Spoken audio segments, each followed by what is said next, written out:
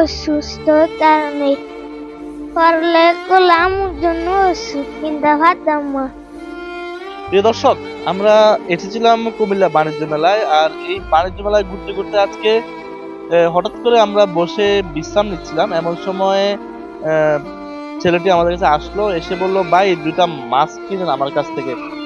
এই কথা শুনে আমার আগ্রহ জাগলো, তাকে জিজ্ঞেস করলাম সে মানে কি করে। সে বললো সে মেলায় ঘুরে ঘুরে মাছ বিক্রি করে এবং তার মা অসুস্থ, আর এই তার মায়ের অসুস্থতার কিন্তু যে ঔষধ জোগাড় করার জন্য কিন্তু সে এই কাজ করছে। এবং তাকে জিজ্ঞেস করলাম তার বাবা আছে কিনা।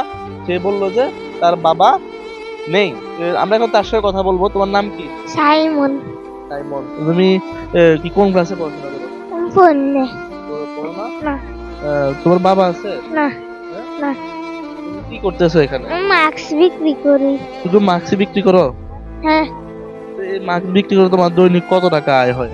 এই 2-300 দিয়ে। এটা দিয়ে কি সংসার চলে তোমার? হ্যাঁ।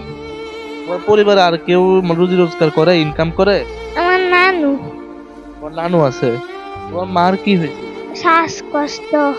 তুমি কি কোনো কাজ করে? না। না। তো তুমি মাস্ক প্রতি পিস মাস্ক কত টাকা করে বিক্রি করো? 10 টাকা। তো তোমার কি পড়াশোনা করতে ইচ্ছা হয়? হ্যাঁ। হ্যাঁ। তো তোমার পড়াশোনা করতে পারো না কেন? হ্যাঁ, আমার আম্মু অসুস্থতার কারণে পড়ালেখা আমার জন্য ওষুধ কিনতে পারতাম না। বড় হয়ে কি হইতে চাও? হ্যাঁ, বড় হইয়া পুলিশ। পুলিশ হইতে চাও? পড়াশোনা করে। তাহলে তোমাকে যদি কেউ সাহায্য সহযোগিতা করে, তাহলে কি তুমি এই মাস্ক বিক্রি ছেড়ে পড়াশোনা করবা? হ্যাঁ, আমার যদি কেউ সাহায্য করে পড়াশোনার দায়িত্ব না আমি করবো।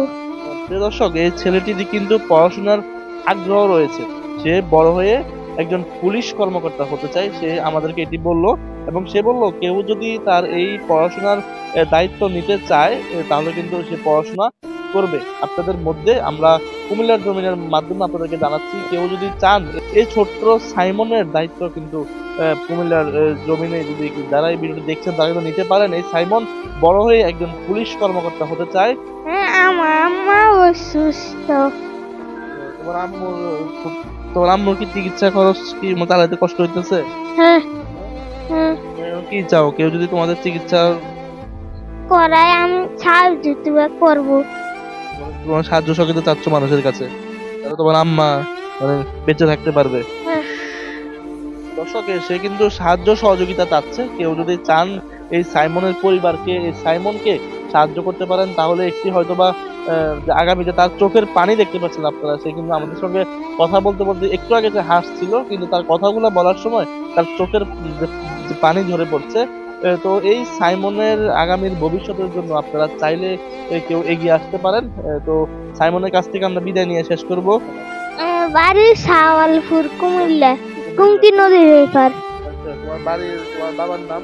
আমার বাবার নাম জাকির। জাকির। তোমার মায়ের নাম? ফারজানা। ফারজানা। সাওয়ালপুর গ্রামে বললে চিনবে? হ্যাঁ।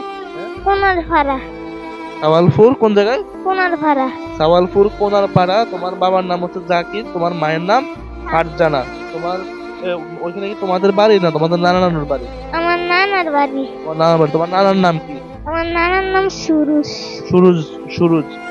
তাহলে তোমার সাওয়ালপুর কোনারপাড়ে তোমার সুরুজ মিয়ার বাড়িতে গেলে তোমাকে পাওয়া যাবে। হ্যাঁ, তুমি কান্না করতেছো কেন? হ্যাঁ? কান্না করতেছো কেন? আমার আম্মা অসুস্থ লাগে। মায়ের জন্য কষ্ট হইতেছে?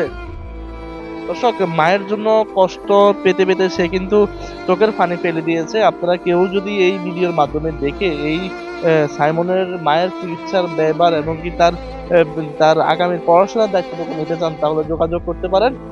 আমরা চেষ্টা করব তার একটি নাম্বার আপনাদেরকে দিয়ে দেওয়ার জন্য। আজকে এটুকু, আমরা বিদায় নিচ্ছি। সাইমন, সবাইকে একটু সালাম দিয়ে বিদায় নাও। আসসালামু আলাইকুম ওয়া রাহমাতুল্লাহি ওয়া বারাকাতুহু। ধন্যবাদ। দর্শক, আজকে এতটুকুই। আমরা আবারও আপনাদের সঙ্গে হাজির হব সাইমনের পরবর্তী আপডেট নিয়ে।